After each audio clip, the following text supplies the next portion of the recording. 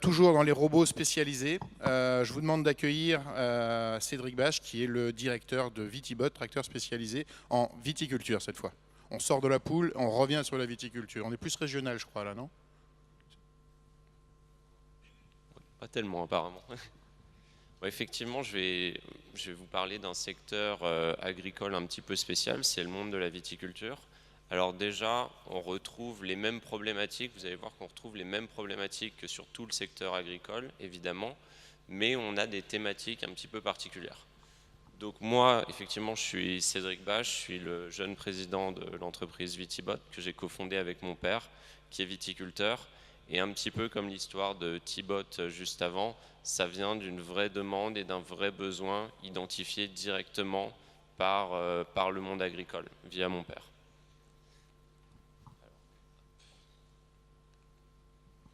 Voilà. Alors, pour ce qui est des problématiques, on en parlait, la problématique principale, nous on est installé au cœur du territoire champenois. Donc encore une fois sur le monde viticole, c'est un tout petit marché avec ses spécificités. Mais ce qui est intéressant de noter, c'est que la problématique principale, c'est avant tout la sécurité des opérateurs. Il y a quelques années, sur les coteaux les plus escarpés, puisqu'on fait pousser la vigne généralement sur des coteaux très escarpés, très pentus, on faisait les traitements phytosanitaires par hélicoptère. Parce qu'il y a un vrai danger pour emmener un humain sur une machine dans ces coteaux très escarpés. Évidemment, à cause de la dérive des produits phytosanitaires, c'est une technique qui a été interdite par l'Union européenne en 2016, c'était la fin des dernières dérogations, et ça pose des enjeux majeurs de sécurité, puisqu'aujourd'hui la seule alternative à un traitement par hélicoptère, c'est un traitement avec un véhicule chenillard. C'est un véhicule que vous avez en bas à droite, et donc vous avez l'opérateur qui suit le véhicule. Et quand on fait des épandages de produits phyto pour traiter la vigne, ça oblige l'opérateur à être derrière avec des équipements de protection intégrale.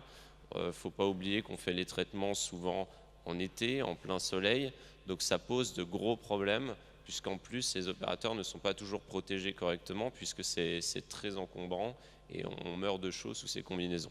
Donc c'est très difficile de garantir la sécurité des opérateurs.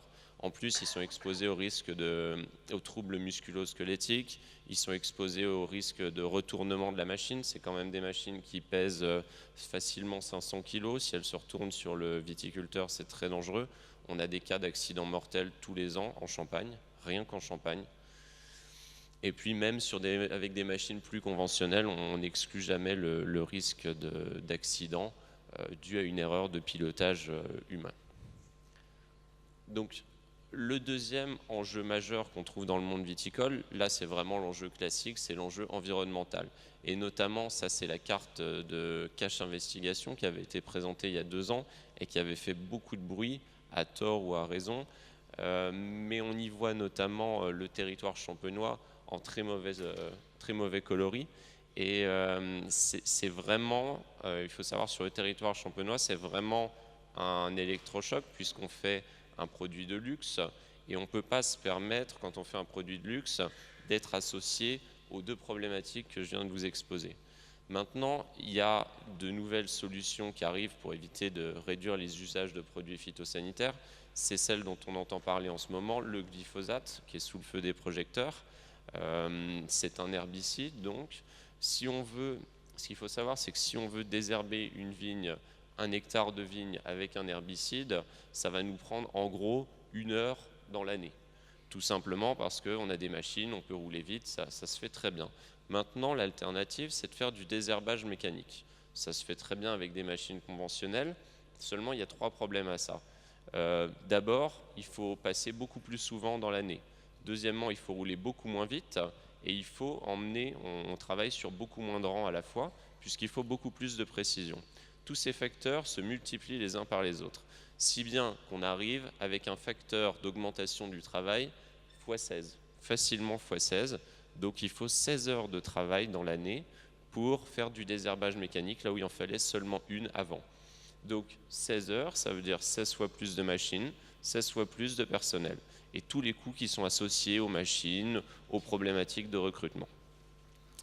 Donc pour nous, la solution, c'est d'avoir une machine qui soit 100% autonome et qui va pouvoir prendre en charge ces alternatives chronophages. Parce qu'on a évoqué le problème du travail du sol qui donne beaucoup plus de travail aux machines, mais on retrouve ce même problème avec de la pulvérisation confinée par exemple. C'est-à-dire qu'aujourd'hui on pulvérise le produit dans la vigne par le dessus, et avec des atomiseurs par exemple. Demain, on a des systèmes qui sont en train de se développer aujourd'hui en plein en ce moment. On vient en fait enfermer un rang de vigne complètement et on pulvérise le produit à l'intérieur et on fait circuler l'air à l'intérieur. Ça permet de récupérer énormément de produits. On parle de jusqu'à 80% du produit en début de saison. Vous savez, quand vous avez seulement une branche et avec quelques bourgeons, si vous balancez du produit là-dessus, vous perdez tout le produit. Donc sur toute une saison, on arrive à récupérer avec ça 40% du produit. Donc c'est très important, mais on trouve les mêmes problématiques qu'avant, c'est très chronophage. Donc si on veut utiliser moins de produits phytosanitaires demain, il faut trouver des solutions pour contrebalancer ce problème d'avoir des technologies, des techniques chronophages. D'où la solution d'avoir un robot 100% autonome. Donc nous, on parie sur du 100% autonome et 100% électrique. Ça va dans le bon sens. L'électrique, demain, on imagine pouvoir alimenter nos machines entièrement avec des énergies renouvelables. On incite un petit peu les viticulteurs dans ce sens-là, avec une machine qui a un certain design, qui a des panneaux solaires dessus.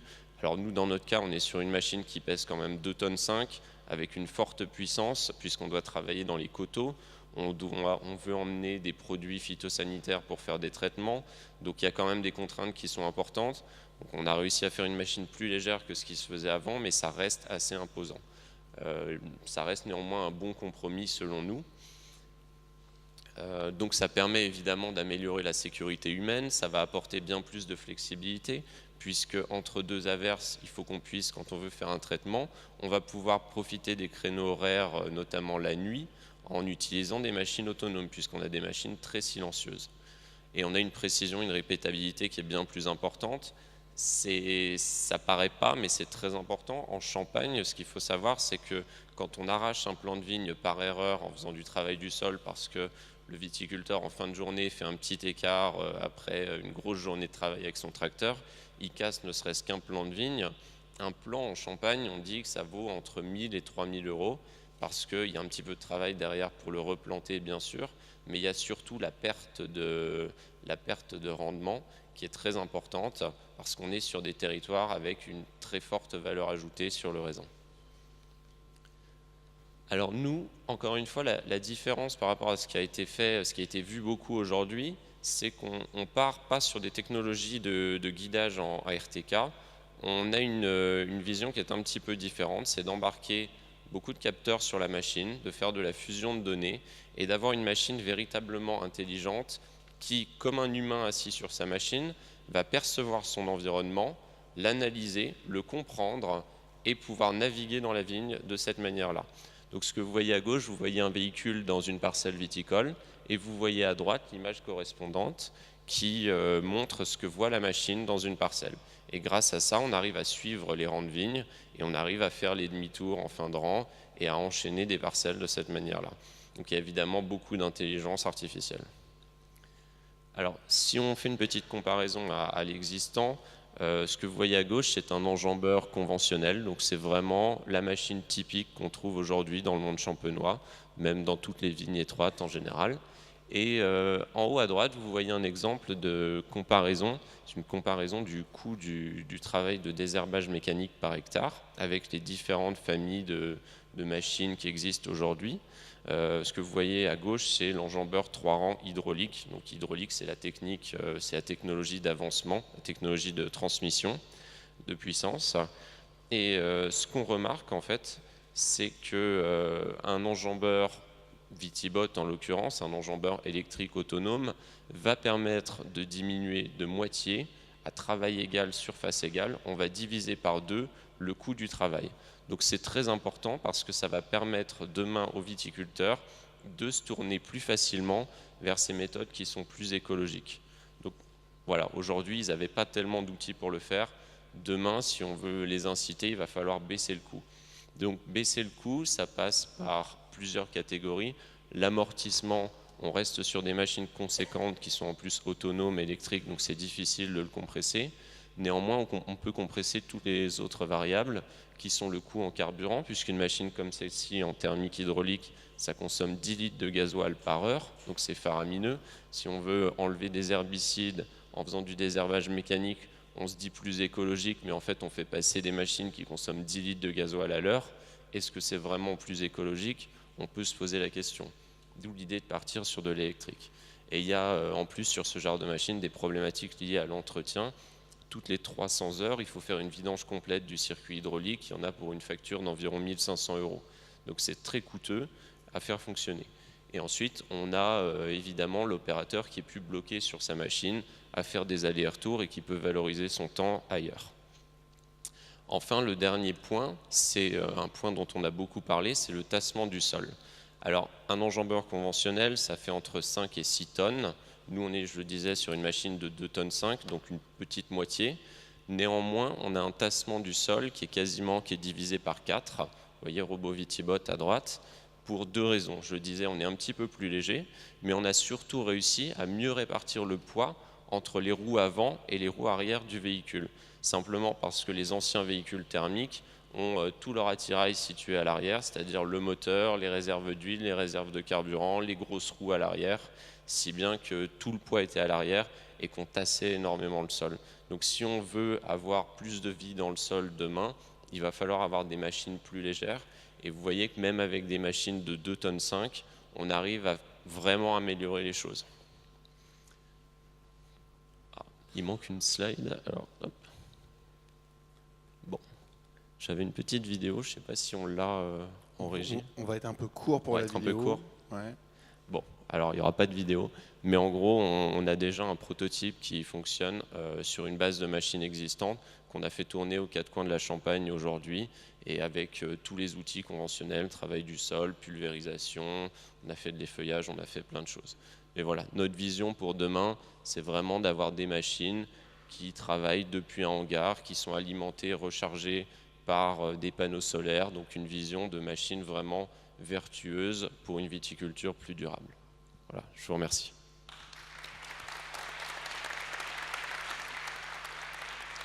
Cédric, merci. And now somebody from Denmark coming to explain us, somebody from AgroIntelli, Claes During-Jäger, who's in charge of the development from AgroIntelli, and he will present us, if he's not injured, Roboty and autonomous transport solution. That's right? Roboty, Thank you very much. Transporteur autonome. Merci beaucoup.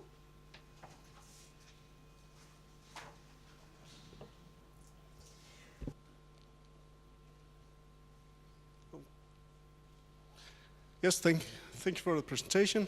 Alors, je vous remercie I'm from the Danish company AgroIntelli, and we are fairly new and compared to a lot of other companies, pretty small. Today I'll tell you a little bit about our company. I'll introduce our robotic platform that we call the Roboty. Notre plateforme robotique que nous appelons Roboty. La vision de l'agriculteur aussi de cette plateforme et pourquoi nous pouvons l'utiliser. Alors, je suis l'ingénieur en chef de cette société, je suis danois, j'ai une maîtrise en génie électrique. Notre société a la vision suivante, à savoir intégrer les connaissances techniques et agronomiques, les résultats scientifiques, les dernières tendances et les mettre dans les produits. Nous avons participé à des projets de recherche. Actuellement, nous participons en fait à quelques 11 projets financés par des fonds publics au Danemark ou dans le cadre du programme Horizon 2020. Ce que nous voulons, c'est créer un produit révolutionnaire et novateur et associer d'autres sociétés à notre produit pour l'améliorer. Nous avons donc un groupe qui s'appelle Robotique, une plateforme modulaire, customisable, facile à utiliser et multifonctionnelle. Nous l'avons construite avec un système de sécurité embarqué, c'est-à-dire que nous sommes conformes à la législation européenne. Et donc, cette plateforme pourra être utilisée au champ. Alors, la première présentation a été faite en 2013. C'est une version électrique complète. Ça fonctionne comme un désherbeur. Ensuite, on y a ajouté des roues. En 2015, nous avons présenté la deuxième génération de cette machine, une plateforme tout à fait électronique. À partir de 2015, entre 2015 et 2017, nous avons une plateforme qui est toujours complètement électrique, mais nous avons pris la décision de passer de l'électricité à l'hydraulique, d'en faire un robot hydraulique. La troisième génération a été présentée à la foire à Comec en 2016. Donc c'est une version hydraulique avec un moteur diesel. Nous en sommes maintenant à la quatrième génération de robotis. Donc c'est une version modulaire, à savoir ça peut travailler sur des largeurs de 1 à 3 mètres. Il est équipé de la catégorie 2/2.3 et au niveau hydraulique également. Donc tout l'outillage peut être hydraulique. Le poids est assez faible comparé à d'autres machines. Nous pesons à peu près 800 kg sans les outils. La vitesse de fonctionnement est de 6 km/h. Nous avons pu observer une qualité du travail,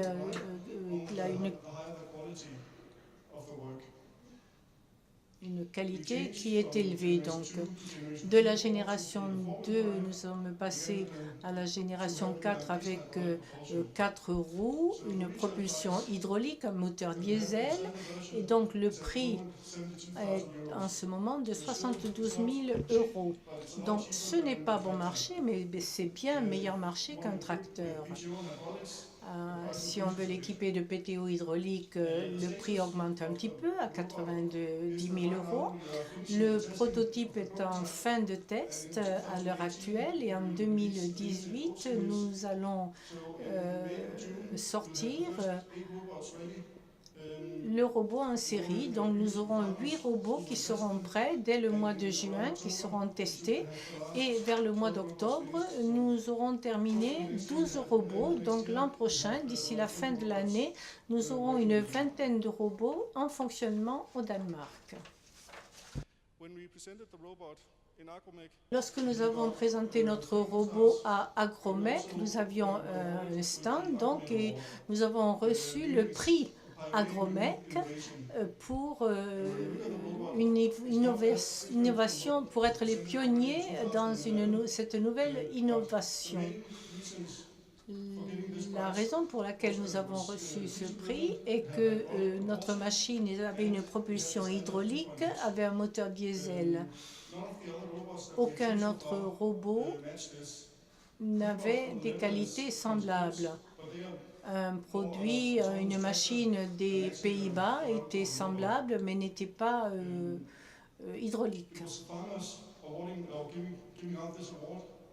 Donc c'est un agriculteur qui nous a décerné ce prix et il a dit qu'il aimait le bruit du diesel, l'odeur du diesel, le fait que ce soit hydraulique également, parce que si quelque chose ne va pas, disait-il, on peut réparer le robot. C'est quelque chose qui est familier pour les agriculteurs. une famille de robots tout à fait électriques, les gens ne veulent pas y toucher parce qu'ils ne savent pas comment réparer, comment faire la maintenance. Et voilà, c'est une des raisons principales pour lesquelles nous sommes passés de la version électrique à la version hydraulique. Et les agriculteurs semblent aimer ce produit. Voici la dernière photo que nous avons de ce robot. Les agriculteurs aiment utiliser ce produit. Vous voyez, il peut être fixé au tracteur, on peut utiliser les outils standards, traditionnels, avec ce robot. Ce robot donc peut être à applications multiples. On n'a pas besoin d'un robot pour semer ou un robot pour désherber. Nos robots, en fait, peuvent pratiquer toutes les opérations nécessaires. Et donc, ils ne se limitent pas, comme vous le voyez ici, au labour. Nous pouvons avoir plusieurs robots qui travaillent ensemble pour réduire le temps de travail. Parce qu'aujourd'hui, si un tracteur tombe en panne, on doit arrêter de travailler. Mais si vous avez 3 robots qui fonctionnent en même temps, un robot tombe en panne, les 2 autres peuvent continuer de travailler et finir le travail. Voici une autre vue. Donc nous avons travaillé sur la taille et sur le poids. Il est possible maintenant de transporter ce robot sur une remorque normale tractée par une voiture et l'amener au champ. Donc voilà, c'était un peu différent des autres présentations, mais je vous remercie infiniment de votre attention.